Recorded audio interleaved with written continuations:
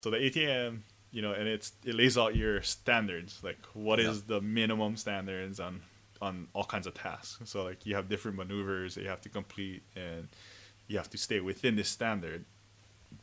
And something he always told me was like, yeah, but those are the minimum standards. You wanna like aim for a higher, like your personal standards should be higher than that. Yeah.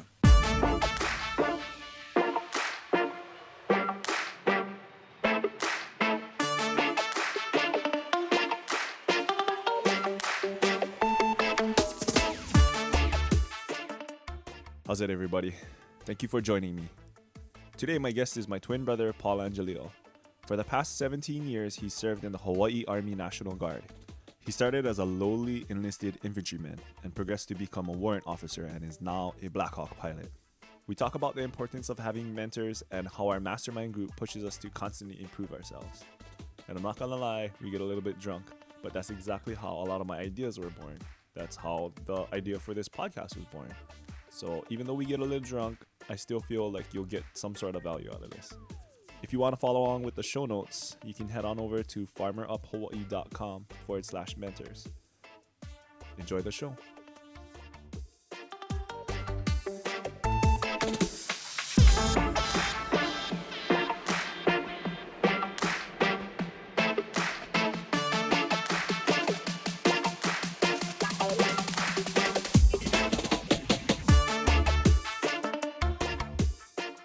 Let me know what you're drinking, Paul. Oh, Colonel E.H. Taylor, single barrel. I love his top hat. Yeah, it's solid. Bugger's pretty on, bro. Yeah. Here, cheers, bro. Cheers. Kentucky bourbon. Mm-hmm. Right on. So, Smooth. welcome to the very first episode of Farmer Up Hawaii. I'm your host, Peter Angelillo. And tonight, I got my twin brother, Paul, on the show. And basically, we're just going to shoot the shit and try to get this podcast thing figured out. But give everybody a little background on you, Paul. Oh, yeah. So right now, I'm currently a Black Hawk pilot for the Hawai'i Army National Guard. Warrant officer. I've been flying for the past 3 years. I went to flight school in Alabama in 2013, and that took about a year. And then, but prior to that, I was in the National Guard. So coming up in November, 17 years. 17, yeah? Yeah. Yes. And then Straight out of high school. That's straight out of high man. school. Oh, I can't believe it's been that long. I know. Bro, you're coming up on your 20-year letter. You're Yeah. going to be able to retire pretty soon. Yeah, well, we'll see. I don't know like how my points are, but yeah, that's a whole nother topic. But yeah, so I've been there, but all the time previously I was an infantryman, and then did a couple deployments with you to Iraq with the rest of the Kona boys, and then did a tour to the Philippines. And then after the Philippines is when I decided that I wanted to try to, well, actually it was after the second deployment while we were in Iraq. We were studying to become helicopter pilots and trying to figure out what it was that entailed. So I remember going to go retake our ASVABs because our ASVABs right out of high school was too low to become a helicopter pilot. Yeah. So I remember going, and when we were in Kuwait, we were trying to study for it and go and take the test and higher our scores. Do you remember what happened? Yeah. So I ran into our old troop commander at the time. They came by for annual training, and we were just talking story in the hall before we had this big meeting about this mission that I was providing support for. And then he looks at me and was like, man, I remember when you were trying to become a helicopter pilot. We sent you down to Air John, and you guys were trying to raise your ASVAB scores, so you guys had to go take a test. And then I looked at him, and he was like, yeah, you remember what happened, right? So I guess we didn't think to check the diesel in our Humvee, and we ended up running out of fuel. Bro, I think we had a little bit more than 10 miles left to go. Bro, it was right there. You could see in the distance, like an oasis in the desert. Yeah, and it's a desert, and we're looking out our left and right, and all you see is sand, and then the Bedouins grazing their camels. Yeah. And we're like, oh shit. I don't even remember how we got a hold of somebody to come and give us gas, but somebody came out. And I had a gave cell us- phone, I remember, and I Oh, called that's I called right. somebody somebody at the talk and let them know, and then just so happened they had a bus heading that way, and That's right. jumped in the bus, went back, filled up a diesel can, came back later on, and then picked up the truck.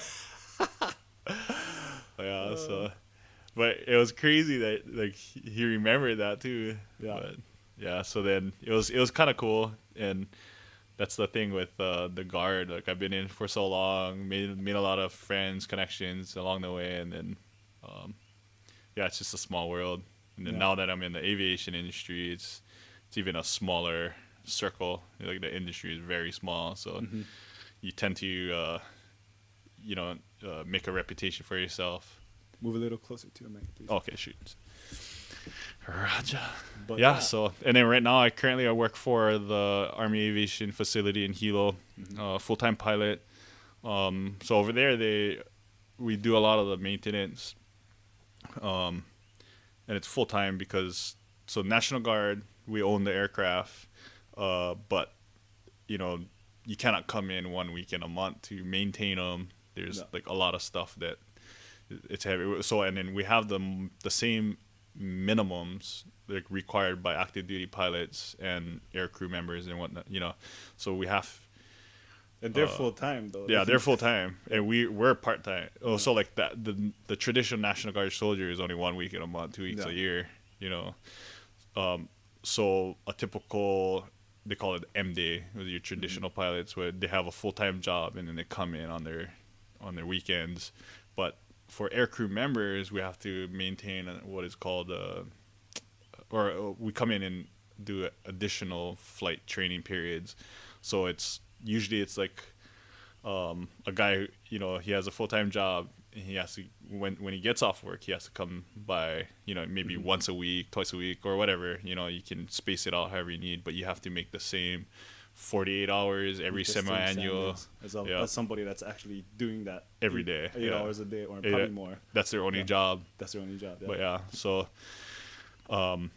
so that's what the support facility is there for, is to house the aircraft, maintain them on a full-time status for everybody. So for the National Guard soldiers that come in, and I mean that's just to my small level of understanding. I'm still only young in the whole Hawaii Army aviation. But that's also what I wanted to touch on, is that you've only been there for 3 years, Yep, but about three. you're steadily rising up the ranks. I mean, just recently, just maybe this past week, right? You actually met most of your prerequisites to become an instructor pilot, which is, Yep. basically you're putting on your big boy panties. Yeah. Yeah. So,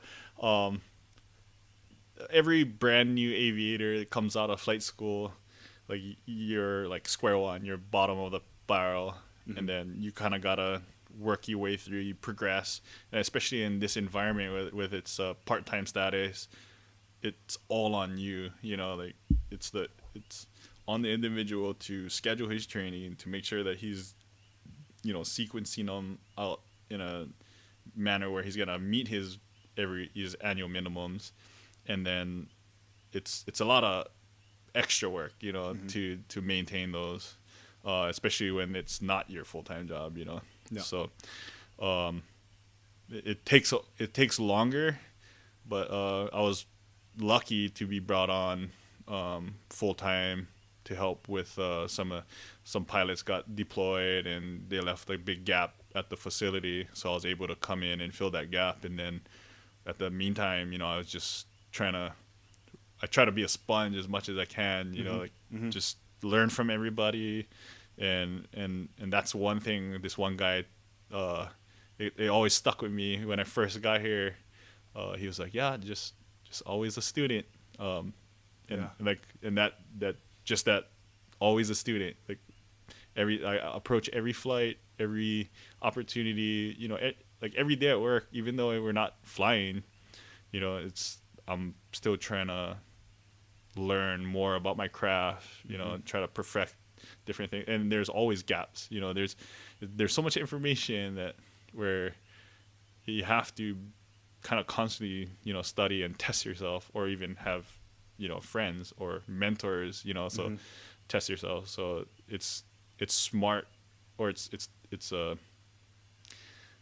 you know you're gonna shoot yourself in the foot if you don't go seek out mentors and help, ask for help, and hey, teach me how, or show me the way. Yeah, and that's why I wanted to have you on. Is like a lot of people might be listening right now and thinking like, oh, the title of the podcast is Farmer Up. It's like, why is he talking to some Blackhawk pilot? But the reason why I wanted to bring you on and talk to you and get your insight is because me and you we're in a mastermind together with 4 other guys. And if it wasn't for this mastermind, I probably wouldn't have been setting up this podcast. I wouldn't have started my website. There's a lot of ideas that I have, not just farming in general, but running a farming business or an agriculture business. I have so much ideas, but my issue is about, trying to pull the trigger on these on these ideas and get it, try to follow through on it. Yeah. And I think what the mastermind provides is that accountability aspect. Yeah. And so I wanted to get your point of view on how does the mentorship and the masterminds and stuff play a role with you succeeding and advancing through the ranks as fast as you do. Yeah, so and that's the biggest thing is accountability. Having somebody else that you have to perform for, or just not only, you're not trying to impress them or anything, but it's just you want to put your best foot forward when dealing with other professionals, and other high performing guys. Like in our group, we got some pretty high performing guys, and they're really smart. We got some combat veterans. We got like just a pretty random spread of guys, and they all have different, I guess, input, for different aspects and stuff. But like, it's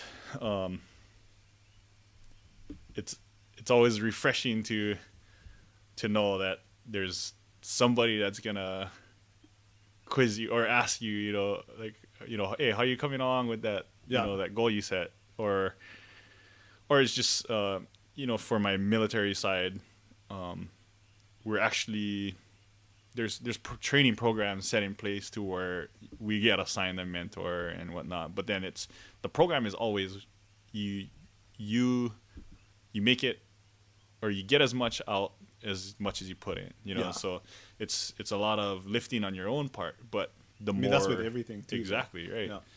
So like even with setting up this mastermind, that was basically we had to go out and constantly or seek out this mentorship. Yeah, and it's funny because when we were just like talking about a mastermind group, it was all those like, oh, I don't know who's gonna be interested, and there was a whole apprehension going on, asking people, like, kind of being vulnerable, No, and we're kind of like, I remember for me, I was like kind of like jumping to conclusions. I was like, I was really assuming that, this guy's too busy, I shouldn't ask him. Yeah. But there was one podcast I was listening to, and they talked about just pulling the trigger, just do it. Like, and I'm probably gonna butcher this quote, or I'm just gonna paraphrase this. Basically, he was saying that if you feel apprehensiveness or like any sort of like tightness in your chest when you're trying to go do something, it's probably something worth doing. Oh yeah. Because I don't want to mess it up, so I'm just gonna abandon that right now. Yeah. But basically, we had that whole like shit. I don't know if we should ask so and so because he's so busy. He's got this and that going for him and stuff like that. But But what did you find out? Like, we didn't. If we were gonna just base our decisions off of that assumption, we wouldn't have gotten nowhere. Yeah. But after we said, what, I'm not gonna freaking take that as my conclusion. I'm just gonna go and test this assumption. Yep. And just basically just go and ask. Yeah. And that's all you gotta do. Just ask. Yeah. And then it seems so simple. Like when people would say, "Oh, the worst they can say is no." Yeah, you know. yeah. But, But yeah, when you're thinking it's- about it and mulling it over, it was like, oh, yeah, it's such a, I don't know. seems like such a hard obstacle to kind of push through, and Yeah. like, but like, like you're kind of becoming vulnerable, asking a person for help and whatnot.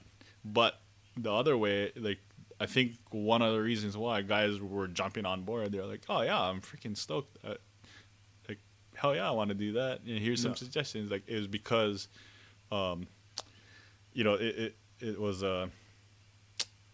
man, I'm losing my train of thought now. But I think you know where I know where you're going with it. But basically, like, it was something that you could get value out of. Exactly, if anything, yeah. like, you could. It was real low barrier to entry. It's free. yeah, Basically, we're just gonna get together for 1 hour a week, and like, I think the way we presented it, it was enough to, like, I can check it out. Yeah. And if it's not worth my time, then it's not worth my time. But like, we made sure that it was at least. I felt like we were trying, I was trying as hard as possible to make sure that everybody was getting some kind of value. some kind of value, exactly. And that's why, we've grew, like, it was just me and you in the beginning.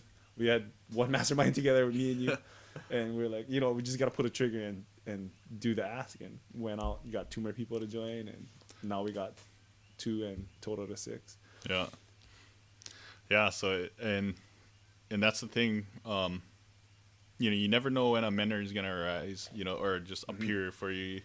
And I don't know. I think there's like it's like a weird Buddhist quote over it. There's like, they're trying to say that it's not a Buddhist quote or whatever, but it's when the student is ready, the teacher appears. There's I read that somewhere. Like, there's like conflict on whether or not that's an actual Buddhist quote. It's like a fake Buddha quote or something. Yeah, it's just somebody thought of it and wanted to. Yeah, I was like, oh, that sounds Buddhist. Wanted to hold some weight to it, so it's like, oh, Buddha said that. Yeah. But I know I find it to be true, though. Yeah, it's very relevant for a lot of situations that I've been in too.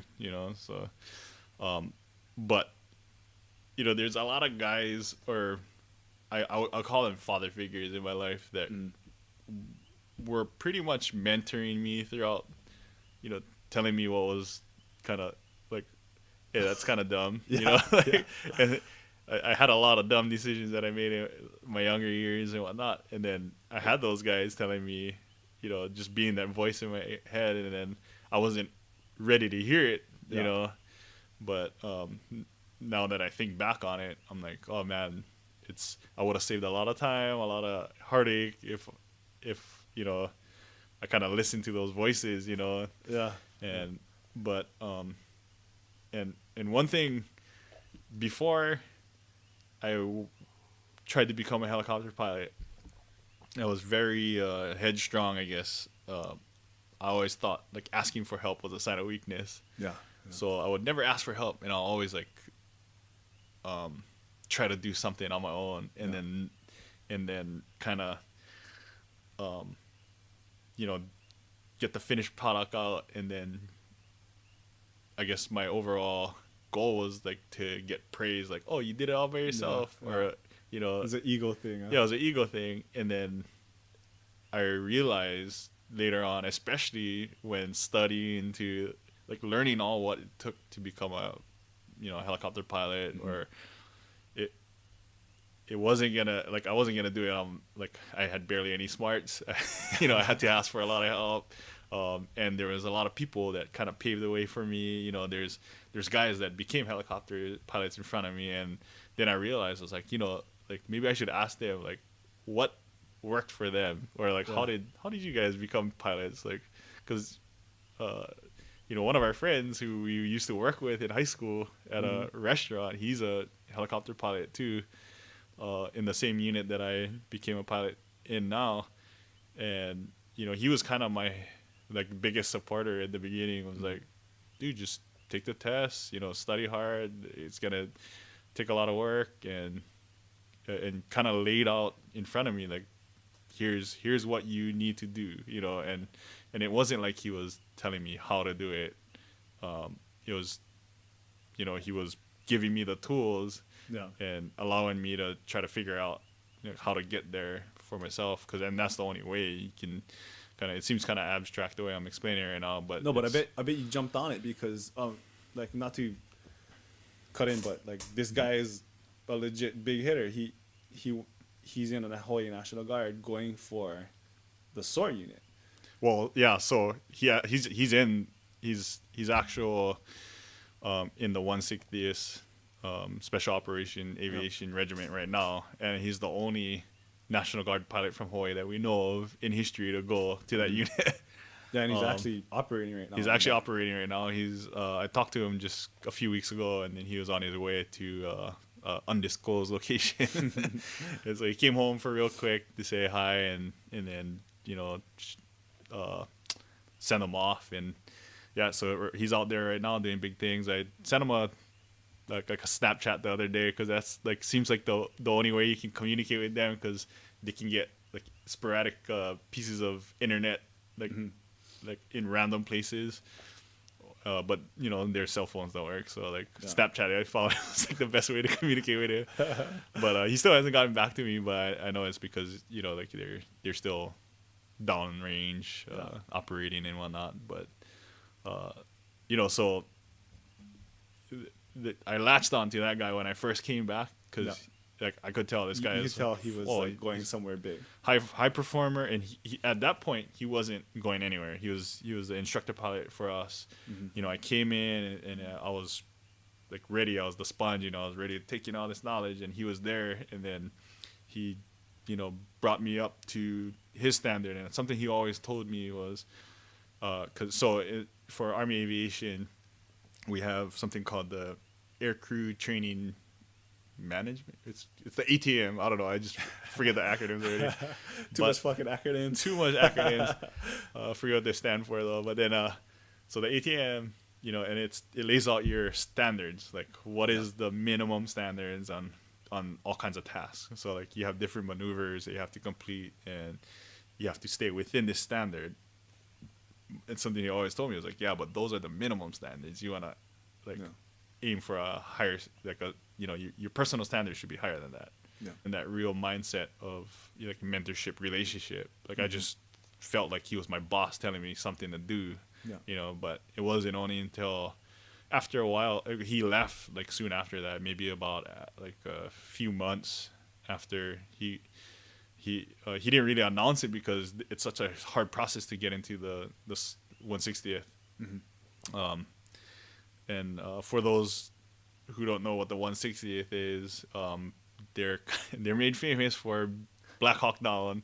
Their unit was the ones. So Mike Durant is like, they're one of their like famous pilots. They went down in Mogadishu back in 1990s, 91 or 92 or something like that. But they're special operations aviation unit with huge budgets, and they got all kinds of training. They do all kinds of high profile missions. They have like raid. Exactly. Oh yeah, and that's their top tier guys. That and there's all kinds of speculation. There's not really like I don't know. There's and this is the thing about aviation. There's always levels you can progress to. Right now I'm like at the very minimum, like bottom level, and then I'm trying to become an instructor pilot. But then there's always like you can become a standardization pilot, and you're always progressing to the next level. Yeah. But so even within the 160th, the Night Stalkers is their call sign. There's a bunch of different units, and then there's higher tier guys like and those are the type of units where you don't assess to go into them. They come and get you. Yeah. So it's like you gotta be you gotta fit whatever mold that they're forming to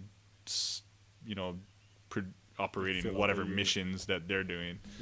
But so that there's always a level of progression going on. You're always trying to shoot for the higher the next level. Right now he's kind of in one of those operation units. So when we wanted to become Black Hawk pilots, like, I seen this guy, and he is known as to be a clown, but after we seen that he could do it, like I felt we could do it, but there's way more that goes into that. Yeah. Like Well, and it seemed easy because like looking at him from what he was and saying, wow, if he can make it, I can make it.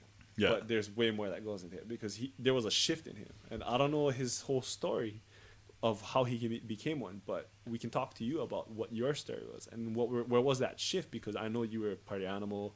So if this guy can make it, then wow, No, anybody can make it. and that's the But thing. Like, I wasn't I even. know you had to do a lot to It get there. so the funny part was I wasn't trying to like I knew I wasn't on the same playing field as a lot of people. Yeah. You know, like, I had my own strengths, I had my own weaknesses, and I went into it, and it's very black and white. You know, like, here are the numbers, here are the test scores that you need, here are the PT test scores that you need. Yeah. You know, and so just with that information, you know, it was like, okay, you know, make the decision to, this is something I want, then all I got to do is move in the direction that's going to get me to these standards, you know, this minimum standards. But like, for me, I was like, you know, I want this so bad that I'm going to exceed that standard, like, just so, or I'm going to try to, you know, attempt to, and then like try to get past that. So, you know, even if I'm going to do bad, I'm still above the minimum standard, you know? So, like, it made me push past, you know, like, maybe, like, I wasn't okay with, so, there's an entry exam, like, back then it used to be the AFAS, and it's just an aptitude test. It's testing whether or not you can learn in this type of environment, like aviation, like, if you can comprehend symbols and what they mean, and a lot of just complex mechanical stuff.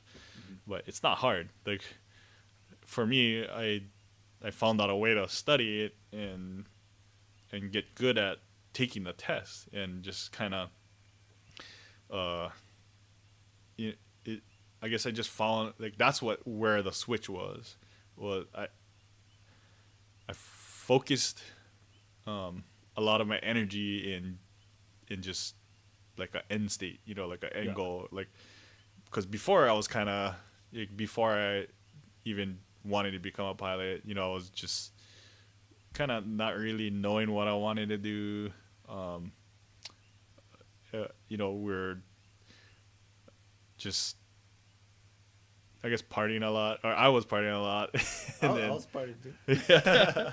No, yeah, and then it wasn't really like, you know, any of our decisions was gonna matter at that time. No, you know, it's young. like, all right, like, I just came back mattered. from a deployment. I'm gonna party. I'm just gonna, you know, cruise, and then reality starts. You know, time and reality starts like pumping your brakes for you and making you realize.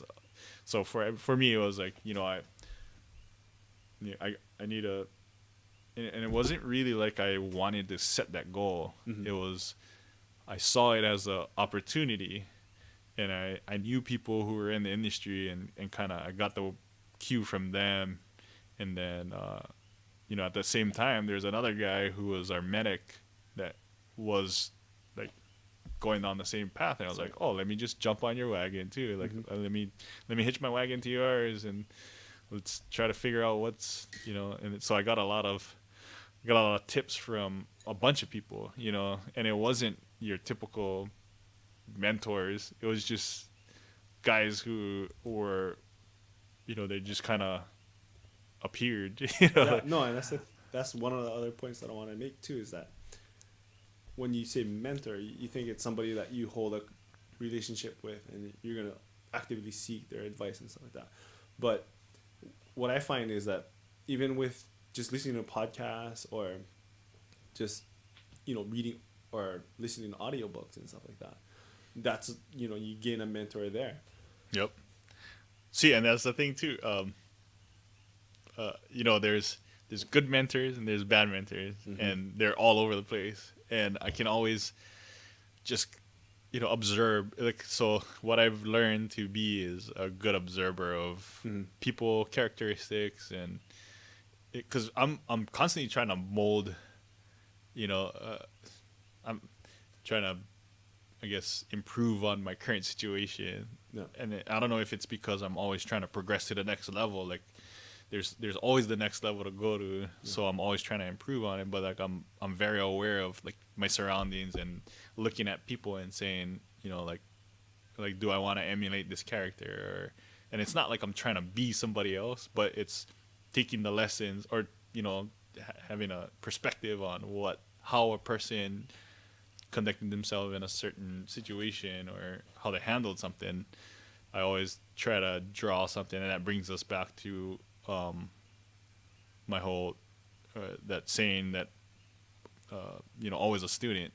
It's if I always approach a situation as trying to learn from it, and I'm probably gonna like get one or two things out of it, or I kind of think of it too, like as raising our kids. Like you're just a brand new dad. Brand new. How old is Eva? She's 7 weeks Yeah. this Wednesday. Yeah. It's yesterday. So no matter what, like you're gonna be a mentor to her. Yeah. So I try to think of this like what you're saying. There's bad mentors and there's good mentors. No matter what, there's gonna be somebody that you can pull an example from. Yeah. So what example are we setting for our kids? Well, and it's a huge game changer for me too. I remember a lot of people always ask me like, "Oh, how's fatherhood?" And like I try to think because it seems like such a mundane question to ask, and it's like Seems like a rhetorical question, like how's it going? Everybody's like, oh yeah, Yeah. good. But I always try to come up with a real response because it's kind of a big situation in my life right now, and whenever everybody asks me like, oh, how's fatherhood going on, then I try to think of a real Not just, "Oh, like a very real good." moment, yeah, like but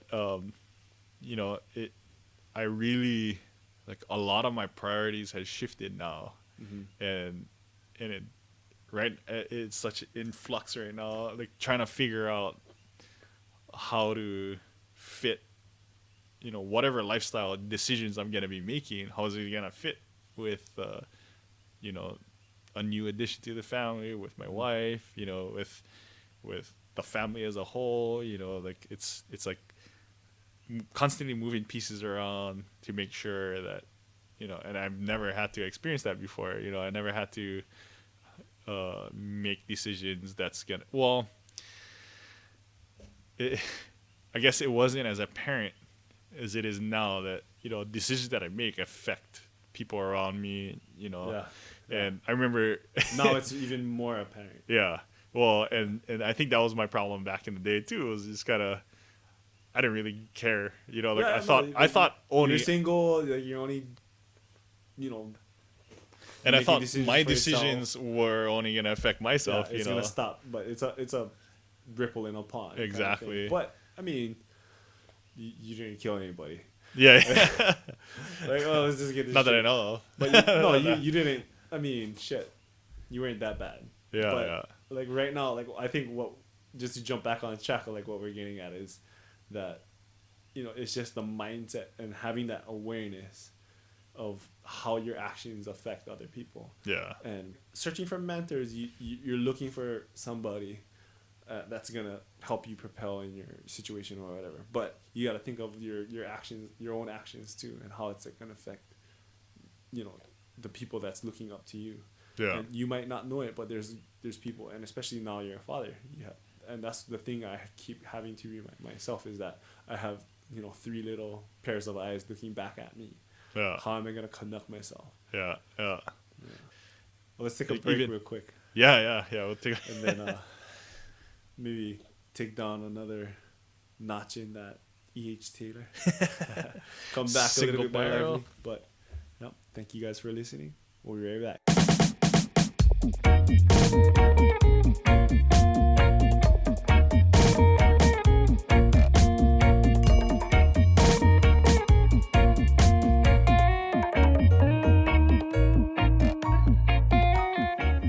Welcome back to the show. We're here for our second segment. I got my brother Paul over here. We're talking story. And before we left you guys on the break, we were talking about fatherhood and, trying to be a good example for Kiki, because no matter what, they're looking at us and they're gonna emulate us. Yeah, it's just right now being a new father. I still don't know how it is, what that feeling is, having somebody always observing. Like I know for you, it's probably very aware because your kids are so smart and they interact with you and they're always observing. I know every time whenever I hear, and it's funny the things that they pick up and they comment on. And it's like, oh man, I didn't even realize he was paying attention. They pay attention, dude. And then I think back to when we were growing up as kids, and just the other day I was walking around on the beach and like picking up trash, and I just noticed like all this trash, all the cigarette butts and stuff like that, and picking them up, wondering like, man, whoever this was, their parents never teach them right. I tend to reflect on all the things that, as we were kids, the things that were hammered into us, kind of, or just some of the principles that our uncles and aunties and parents would always say, when we're camping, when we're at the beach or anywhere, even just in public. Cleaning up after yourself was a big deal. You never go, if you're gonna go fishing on your one spot, don't leave all your trash behind. Pick up after you, and then if there's stuff there, trash, even if it's not your trash, pick up, clean up the area, one thing that always sticks with me is like, leave it better than what you found it. And I do that with, a lot of things too, just even at work, if there's something that I can change to make the process better or more efficient, or I try to come up with ways to make that better. As a new father now, I'm always thinking about those examples and just reflecting on the things that, as we were growing up, the different values that we were kind of molded into. I have those ideas in my head of the ones that I really want, but there's so many more examples that was kind of under the surface that we weren't really thinking about. And the main principle we were talking about is leave it better than you found it. So, we do have examples that we can pull from of where we don't want to be. Like this is exactly the person I don't want to emulate. And at least now we have, prime examples that we can look to and say, this is exactly how I want to be. That's the biggest thing, is like, you can choose. Yeah. It's your choice on how you want to, or who you want to mold yourself after, or what characteristics you want to be, We're not stuck in this mold anymore. Yeah. And it's proactive steps, like, the mastermind group. It's just like going and seeking out mentors and, having a forum where we can share our struggles. And, the other day I was talking to one of my friends, and like he was asking me like, oh, what is the mastermind about? Like, because I told him, hey, I'm part of this mastermind group. And he's like, what is, well, so what is it? And I tried to explain what it is, and I don't know, I felt like I was doing a horrible job because I should have just told him, just Google it, But guys like Pat Flynn, and there's tons of resources online that if you guys are interested, just go ahead and look, Google it, look on YouTube. They got Pat Flynn has some good YouTube resources, or YouTube videos as a good resource. But I remember when we first started it. Well, so he talks about it too, Pat Flynn, like what a mastermind should not be, And it shouldn't be a bitch fest or someplace. It's, I think one of his quotes was like, it's not your mama. You're not going to go cry to it. Yeah. But, you want to, for us, we have, it's crazy because like it's all of as we were setting it up, you and I were just like, oh, how are we going to do it? We just tried to figure out what was the easiest way to kind of sync notes and whatnot. And then you suggested the Slack channel. And now we have that as, we can message each other back and forth and send links and pictures and all kinds. But, we first started off with just using Google Docs. And one of our other members suggested, hey, let's use Google Slides and use like a slide deck to where it's Yep. like more like a presentation. And we incorporated that into our mastermind group. And, it's just one of those things that it's a tool that keeps us accountable. There was some things that we weren't really we didn't have our antennas up to. We started with our bare skill set. This is what we had to go off of, and we were trying to build something off of our our minimal skill set. Yeah. And then when we started bringing other people on, they started sharing their ideas. Yeah. So Exactly. then it started to morph into this other thing, and now we have like other tools and resources and saying, oh, I see what you're doing there, but I think this would help make it more efficient, more better, Yeah. and stuff like that. And for me, it was like the what we started with. That's all I knew. Yeah. Yeah. And then, I mean, not that I didn't know slides, but I didn't think that, I was kind of like not closed-minded, but just didn't think about it. Yeah, I just didn't think of it. And like, Yeah. for somebody to suggest it and to turn the tables too is like to be open enough to accept somebody else's suggestions. Yeah, exactly. And I think that's what our mastermind brought was, just that openness of everybody exchanging ideas with the same goal of everybody moving forward, or trying to be more productive. And that's because we went into it with that mindset. We're going to be open, we're going to be we might be vulnerable, but the main point of this mastermind is to to build everybody up. Exactly. That's the same thing, you talk about being open-minded and receptive to a lot of stuff. Ego, when seeking out a mentor, like you're going to gain more from the interaction if you lose your ego and be more authentic. Yeah. So that's something that I practice in, or I mean, I've always kind of been that way, like just kind of non-confrontational, and I accept a lot of things that comes to me naturally. But whenever you're having that interaction with your mentor or whoever, even like one of your subordinates can be your mentor too. Like you can learn a lot from subordinates, from peers, from superiors. So just be receptive and take criticism from any angle. And another thing is, when interacting with your mentor, don't try to impress them. Try to be as authentic or as real, because if you're gonna be compensating for weaknesses or trying to only illuminate your strengths, you're not gonna benefit from that interaction, because it's your mentor's job is to find your weaknesses, or to help you out get better. So if you're only playing to your strengths, you're not really revealing your weaknesses. And maybe it's not a weakness that you had, maybe it's a blind spot, and that's like we talked about earlier, it takes somebody else to kind of point out your blind spots. And a lot of times you don't really notice that there's so many things that I do that got pointed out to me that I had no idea. There's one example was whenever I made radio calls, I had a prep word, like it was, or I don't know, I would say something, like somebody pointed it out to me and was telling me like, oh, I don't even remember, it was such a long time ago. But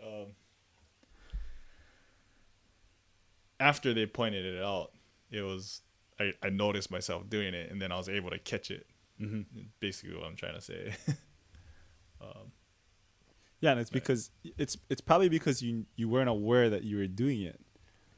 And if it wasn't for somebody else, letting you know, did you know you do this every time you send out a radio call? Yeah. It's like, oh, no, not really. It's just, it's just a force of habit.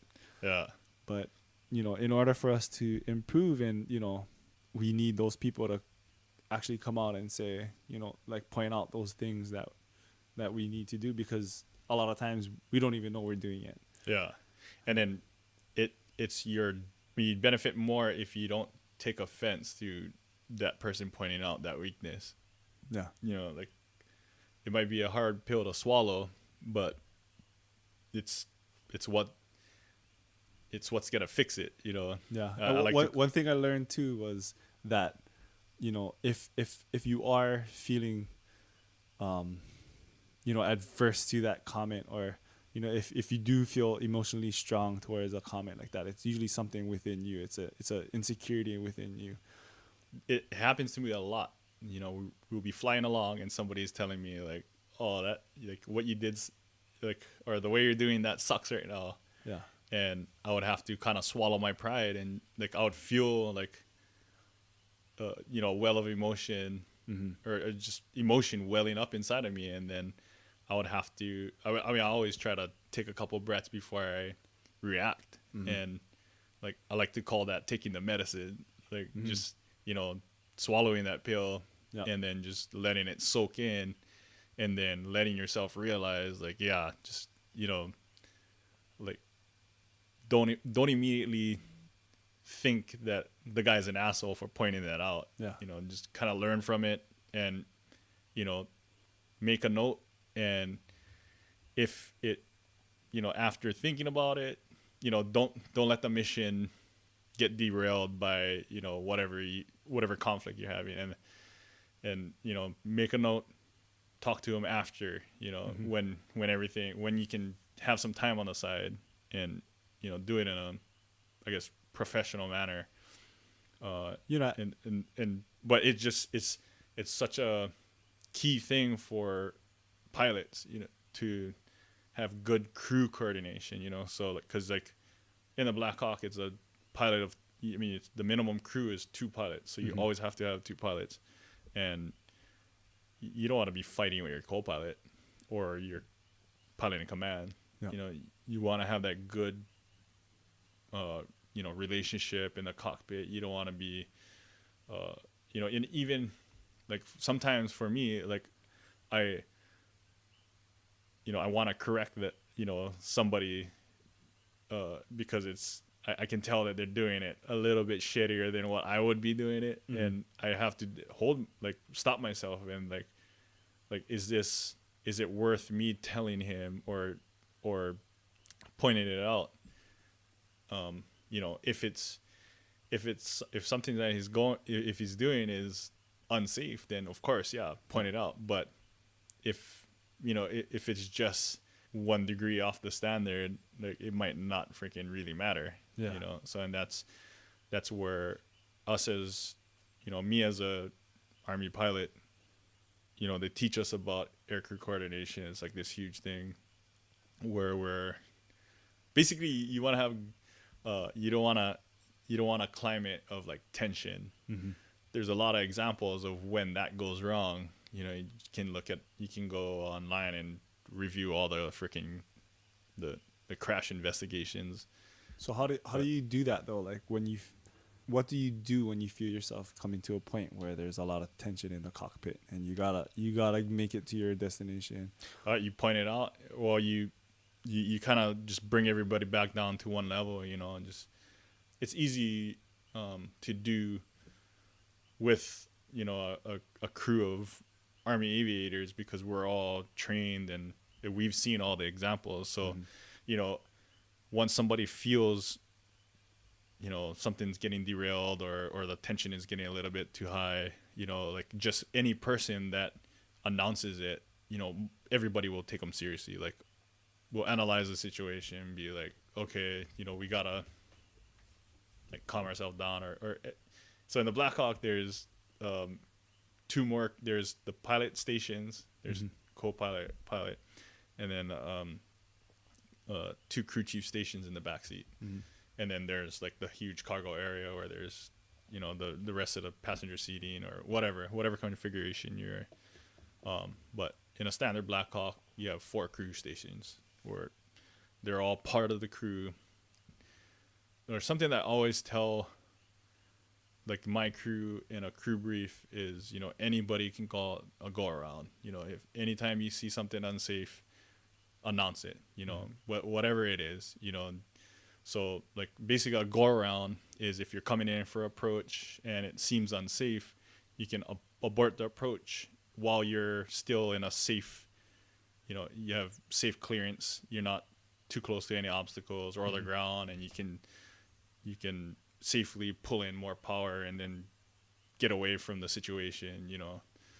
So just, and then, you know, do a go around and try to come back and approach it in a safer manner. Say like you're coming in, you didn't realize you had a tailwind, and you know you're not as efficient as you were, as as you're landing, you're pulling in too much power, and you see your engines are over revving basically, and then it's like, oh, you know, I'm not gonna have enough power to make this landing safely. You know, I might have a hard landing, so anybody can announce that go around, even if it's the crew chief in the back, you know, who's not even an officer. exactly. They're, you know, because yeah, the guys in the back are enlisted guys, you know, and then the guys in the front are typically officers, you know, warrant officers or regular officers. And there's that unspoken agreement, or I mean, there's an agreement between the crew that say like, no matter what position you are, no matter who outranks who, Yeah, you can come in and say yeah, that this isn't safe, and everybody will take corrective action, or you know, the proper action to make it safe again. yeah, yeah. So how do you get over that though? Like, you know, you being an officer, how do you get over that?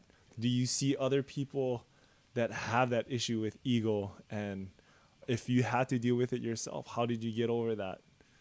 So one big problem that we get in, I mean, it's army wide, and it's not even like it happens in all industries or you know, all professions, but typically what you see is somebody who is normally senior to you, or they have like a ton more experience. A lot of times you would defer judgment to that person, even if you observe them doing something unsafe. I don't know if I should use this example, but so the Louisiana National Guard, there's that one aircraft that flew into the bridge down in Destin, like 2015, I think it was, just not too long ago, real recent. I mean, you probably saw it on the news. It was a Black Hawk crew with the Louisiana Army National Guard. Had a bunch of special operations Marines in the back, and they took off at night and flew like into shitty weather, and you know, ended up colliding with a bridge and fucking killed everybody on board. We get taught, or we have training that we do every year, and they analyze the crash investigation on it, and I guess witnesses were saying, you know, the pilot in command of that aircraft, or he was the air mission commander for the whole.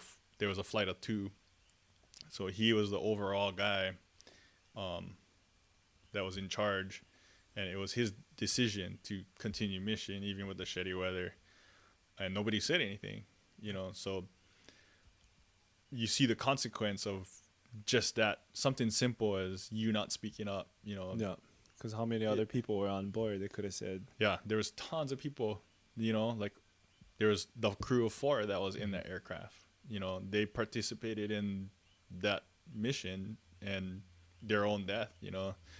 So for me, I'm not perfect.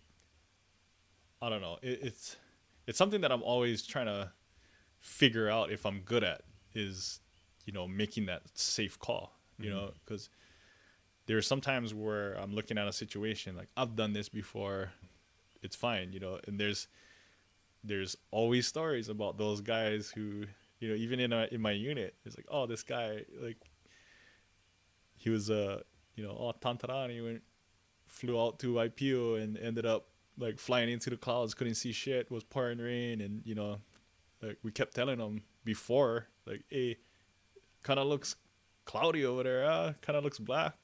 Is that complacency? I think it's a lack of checking yourself, you know, allowing yourself to be open, you know, like it seems like the theme of our conversation right now is just, you know, being receptive to people telling you, you know, illuminating your weaknesses and whatnot. But, you know, in a situation like that, it's life and death. So for me, it just seems something more that I'll hold weight to. It's something that I would kind of allow, other than the normal person, where having a immediate reaction to something and getting defensive if it's not life or death. You're not. And do you think, because for you, it's basically every mission is a life and death situation. The stakes are pretty high. Like a little mistake could end up in disaster. So do you think, is that the reason why you're more open, or do you think you had to do a lot more? Well, I definitely matured a lot. Mhm. I've learned a lot. The more experience I get, the better I get at assessing those types of scenarios. Mhm. And that's the other thing too. I'm always when I heard that, I was watching Game of Thrones last week, and there was a quote about don't fight in the South, don't fight in the North or the West, fight every battle everywhere. Yeah. And something I always do is just put myself mentally in scenarios, Mhm. or even just sit down with another pilot and just go through scenarios. And every year we have to fly a certain amount of simulator hours. So a lot of times we're in the simulator doing like shitty scenarios or oh Yep. shit scenarios or emergency procedures. And because That way, if you it's a end up video in it, game. you've already been there. Yeah. You're not being caught off guard. Yeah. You've already been through the steps. Yeah. Yeah. So, and then it's all a part of practice, just Mhm. practicing, putting yourself in that situation. It's not something that you haven't seen before, even if it's not like a real situation that you've been in, but it's just, um, It kind of makes me think back right now, as we're saying it, to when we were in El Paso training to go on our first deployment.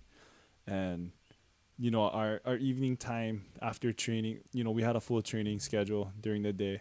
And usually if we didn't have a night mission or a night iteration, we just go back, eat chow, and, have time down. Or, we even were able to go out. But with me and you and a handful of guys from our unit, we'd take our 240 out and practice doing change barrels. yeah. Because I felt like, because I was a new gunner, before that I was an assistant gunner, and then going, being deployed, that was the first time I was in charge of the gun. Yeah. So I knew I wasn't in that position long enough to be able to change the barrel quick enough. So I remember setting aside a spot where we, within the bunks where we practiced changing barrels. So me and you and a handful of other guys. Yeah.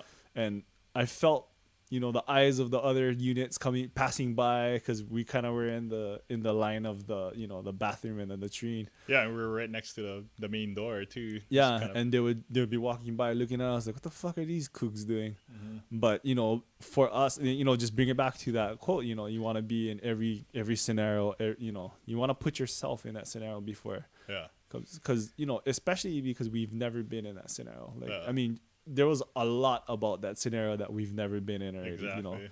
Coming straight out of basic to basically being deployed within the next couple of years. Yeah. And I've never been in a leadership role or anything. But that I was being put in the the main gunner role. Yeah. And for me it was a life and death situation. So Yeah. I made sure if shit went down, at least I could be able, I was able to do my job. Yeah. And I guess that's where I was trying to get with you, is like, did you have to do extra, or was just the threat of life and death enough for you to, I guess, take it upon yourself and hone these skills? There's times where you feel like, I got it, I'm good enough already. But there's probably times where you're like, nah, I gotta go more. Well, so that's the thing with me that I found. I don't know. Yeah, I don't know if it's because it's such a life and death, or to me it's not even life and death. It's you're either prepared or unprepared. Mm-hmm.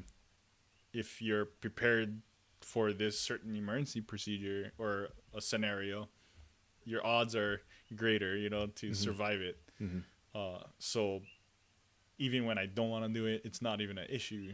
It's just something I want to do, Well, I noticed you're kind of obsessive about it. That's why. Yeah. Like, I mean, no, and that's the thing. And I forget who. I don't even know where this quote came from, but I think it was like BJ Penn, like talking about training, and like he's just obsessed with it. After I heard that quote, I was thinking about how I approach my profession, and how I'm like, this is the first job, or not job, it's not even a job, this is my first profession that I really took that, or it's on another level, like when we were infantrymen, and like that was like an obsession as well. Yeah. I guess it's nothing more than what my normal character is, because I remember even in El Paso, when we were in training still, we would freaking move tactically to the freaking Just to the chow hall. just to the chow hall, or we to the get in a freaking wedge. or to the PX, or to the taxi to go freaking out for the night. Yeah, or, we weren't even we'd be in civilian clothes, we'd be in moving civilian tactically. clothes, going to go drink, and on our way to the taxi, we'd be moving tactically just to ingrain that habit in us. And what is that? That's obsession, That is obsession. And we fed off of like the different characters we surrounded ourselves with, because, or I don't know if it was certain individuals just making it more, I guess, cool. But like we just like latched on to that shit, like we latched on, just always training. And I'm sure if we did anything else, with that same group of guys, like whether it be MMA or fucking sports, whatever, football team, like we'd be just as obsessed with like just bettering ourselves, Yeah, it might be just who you choose to surround yourself with, or and like us, like you and I know that we're pretty proactive about it. Like we go out and like seek mentors, or we freaking bring people into our teams, or we even if we can't bring somebody else, we're looking at audiobooks and podcasts, and try to consume information no matter what. Yeah, and then one thing that I noticed about you, like while we're on all our deployments, like you always train somebody else, like you're always like bringing up the next guys, I think it was I didn't exactly know this principle, but after we came back from our 2 deployments and ended up going to college, that's the first time I heard it explained to me, was that you learn more while you teach. Or I was just trying to work through the problem, and if somebody was there to listen to it, it's like it wasn't like I was teaching them. I was like basically like, oh, is this how we do it? Or just trying to work through it. It's like, this is how so and so showed me, so let's do it this way. Yeah, you're like reverse engineering like what you thought, Yeah, and it wasn't like I was it wasn't engineered that the decision to teach other people. It's just I felt like I needed to work it. I'm a tactile learner. I needed to do, in order for me to get it, within my bones, I had to do it. I had to put myself through the motion. Kind of like how you're talking about, you guys go through the simulator. Yeah. You're still going through the motion, even though it's simulated. But, it was just innate in me. Like, other people were telling me, you just got to do it. Yeah. So I figured, what better way to freaking prepare myself? Because I didn't want to die. I had a lot to live for back then. Yeah. I mean, and I still do, but I guess that was the motivation. Back then, it was basically don't die. Yeah. But now it's, there's a lot of little things that can affect other people, No, you know what I think it was is just, dying and, coming back home was a huge motivator. But I think bigger, like, I was talking about those things that get instilled in us as we're kids and we bring it forward to adulthood and as we mature, is just not doing anything half-assed. Because I remember that was like another cardinal sin, that if you did something half-assed, like you'd probably have to like break it all down and start off. Or you remember fucking like putting in yards and yards of fencing and then freaking having to take it back down only to do it right. We could probably bring it back to that. Might be one of the reasons, is just try not to. We wanted to do it right the first time. Yeah, and as much practice and as much training you can do to make it right, it's why not take all the chances in training? Exactly. And then I think that's why we're so obsessed in that in that category, you know.